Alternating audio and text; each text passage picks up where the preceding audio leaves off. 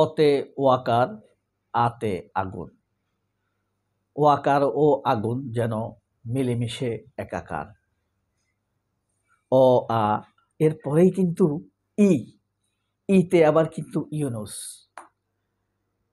এই আগুন এবং ওয়াকারকে খেয়ে দিল ইউনুস। কি সেই কঠিন পদক্ষেপ, কি দিয়ে এই ওয়াকারের কঠিন দুর্ধর্ষ অপরাধ প্রবণতাকে থামিয়ে দিল ডক্টর ইউনুস?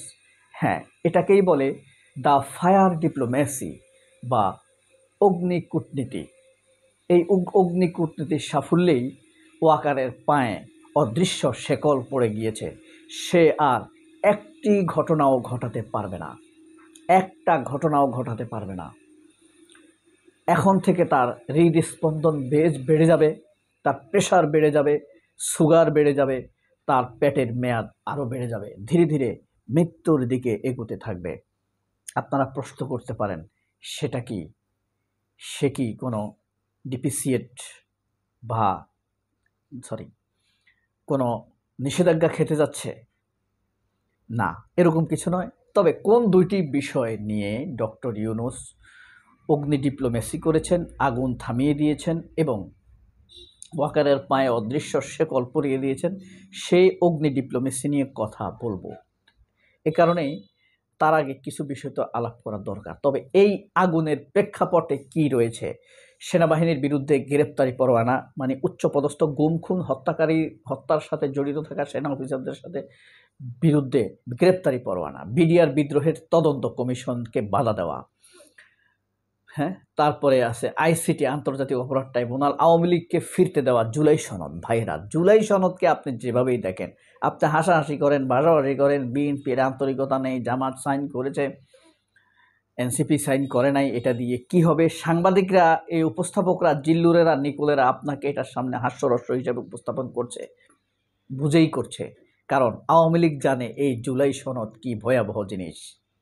কিছু ভুল ত্রুটি থাকতেই পারে, তবে এটার পর থেকে তাদের বুকে কম্পন শুরু হয়েছে। তারা সেই ৭০, ৭৪, ৬৯, ৬৬-তে যেসব অপকর্ম করেছে, বাক্স চুরি, আগুন লাগানো, হত্যাকাণ্ড ঘটানো, পৈশাচিক নির্মমতা, এসব করে যেভাবে অস্থির করে দিয়েছিল তৎকালীন সরকারকে, আওয়ামী লীগ এখনও অগ্নিকাণ্ডের মাধ্যমে ওয়াকারকে ব্যবহার করে এই কাজগুলো করে যাবার চেষ্টা করছে। তবে থামিয়ে দিয়েছে ওয়াকারের এই অপতৎপরতা। আজকের দৈনিক আমার দেশ পত্রিকায় হেডিংটি পড়ুন, নিজে জোরে পড়ুন। বিমানবন্দরে আগুন, সন্দেহে নাশকতা। সন্দেহে নাশকতা, সন্দেহটাই বাস্তব, এখানে আর কোনো সন্দেহ নাই। বাংলাদেশের মানুষ প্রেডিকশান ভুল করে না। সঠিক প্রেডিকশানকে ভুল পথে নিয়ে যায় প্রথম আলো, জনকণ্ঠ, চ্যানেল আই, ৭১ টিভি, এরা। কিন্তু বাংলাদেশের মানুষের প্রেডিকশান সবসময় সহজ। বাংলাদেশের মানুষ এখন ভাবছে না বিএনপি পচেই গেছে। বাংলাদেশের মানুষ ভাবছে না এসব ওয়াকার করেছে, ওয়াকারই করেছে। বাংলাদেশের মানুষ এখন সবচাইতে আওয়ামী লীগের বড় এজেন্ট ভাবতেছে ওয়াকারই এজেন্ট। মানুষের প্রেডিকশান আমি দেখেছি কখনোই ভুল হয় না, সব কিছু উল্টে দেয়, এবং কি ভারত সব কিছুকে উল্টে দেয় মানুষ। এই দেশের মানুষ প্রেডিকশান আল্লাহ সঠিক করে দেয়, কারণ অধিকাংশ মানুষের প্রেডিকশান তো কমন প্রেডিকশান, আল্লাহর প্রেডিকশান হয়ে যায়। যাই হোক, এখানে কেন সন্দেহের কথা বলল?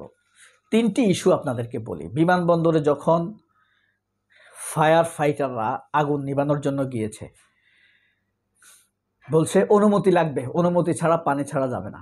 যখন পানি ছাড়ছে তখন এমন জায়গা দিয়ে পানি ছাড়ছে যেখানে মশা ঢোকার সুযোগ নাই, সেখানে পানি ঢুকবে কিভাবে? দুটি ঘটনা বাস্তব সত্য কথা। তৃতীয় ঘটনা কি?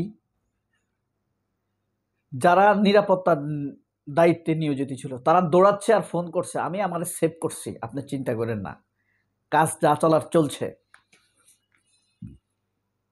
বাংলাদেশের জুলাই সনদ নিয়ে যে আতঙ্ক চলছে, এটা কিন্তু প্রতিদিন আপনি ভাবেন, মানে 2-4 জন সেনা কর্মকর্তার সাথে আমার দেখা, আমি থাকি ওই জায়গায়। ইভেন কি সপ্তাহান্তে সেনাপ্রধান, অবসরপ্রাপ্ত সেনা কয়েকজন সেনাপ্রধানের সাথে আমার দেখা হয়। হ্যাঁ, বড় বড় রানিং কর্মকর্তাদের সাথে আমার দেখা হয়। তাদের মনে আতঙ্ক, ভয়। আপাতত অস্থির হয়ে তারা একটা কাজ ঘটাই দিতে পারে, হত্যা, আমাকে মেরে ফেলতে পারে।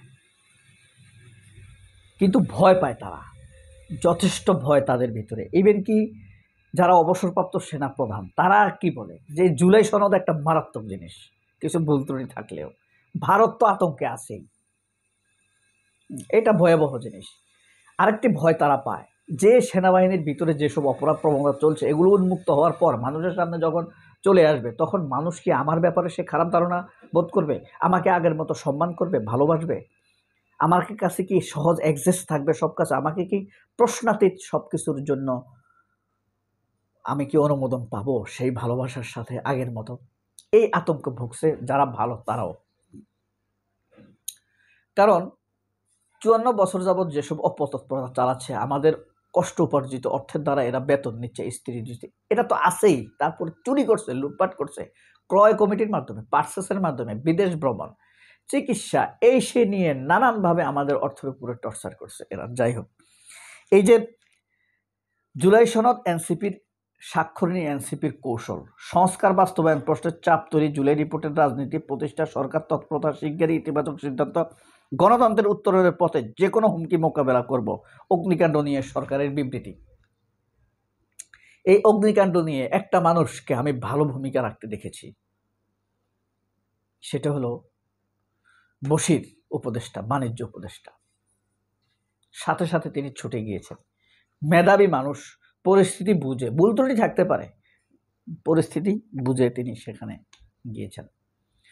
তো দুটি বিষয় কি, ডক্টর ইউনূস ইতিমধ্যে আন্তর্জাতিক তদন্ত কমিশনকে কল করেছেন এই অগ্নিকাণ্ডের তদন্তের জন্য। ওয়াকারের কিন্তু হার্টবিট বেড়ে গেছে, সুগার বেড়ে গেছে, ডায়াবেটিস বেড়ে গেছে, প্রেশার, তার রিং কি আরও ২-৪টা পরানো লাগে কিনা সেটি নিয়ে সে এখন চিন্তিত। তবে নিস্তার নাই বাপু ওয়াকার, তুমি ছাড় পাবে না। This is public of Bangladesh, lead by doctor Yunus. যতই ফ্রড করানোর চেষ্টা করাও, এটা জিয়াউর রহমানের ৭৬ না, ৭৫ নভেম্বর না। আগুন লাগাইবা, আগুন লাগাইয়া অস্থির করে ক্ষমতা নিবা। হ্যাঁ, মামুনুল হকরে দিয়ে সাপোর্ট নিবা, কাওমি দেওবন্দীদেরকে দিয়ে সাপোর্ট নিবা, ভাবছ তালেবানরা ভারতকে সাপোর্ট দিচ্ছে পাকিস্তানকে ঘায়েল করার জন্য? তুমি আমাদের কাওমিদেরকে অত বুদ্ধিহীন মনে করিও না। ডক্টর ইউনূস আন্তর্জাতিক তদন্ত কল করে ইউনূসের ঘুম হারাম করে দিয়েছেন এবং সম্ভাব্য ঝুঁকিগুলো মোকাবেলায় আরেকটি টিমকে ইন্টারপোল থেকে এনেছেন দীর্ঘ ৬ মাস সময়ের জন্য। দেখবেন পরিস্থিতি কোথায় গিয়ে দাঁড়ায়। ইউনূস স্পিরিচুয়ালি বন্দী হয়ে গিয়েছে। সবাই অনেক ভালো থাকবেন। আল্লাহ হাফেজ। আশার কথা শুনতে হবে, হতাশার কিছু নাই। আল্লাহ হাফেজ। আসসালামু আলাইকুম।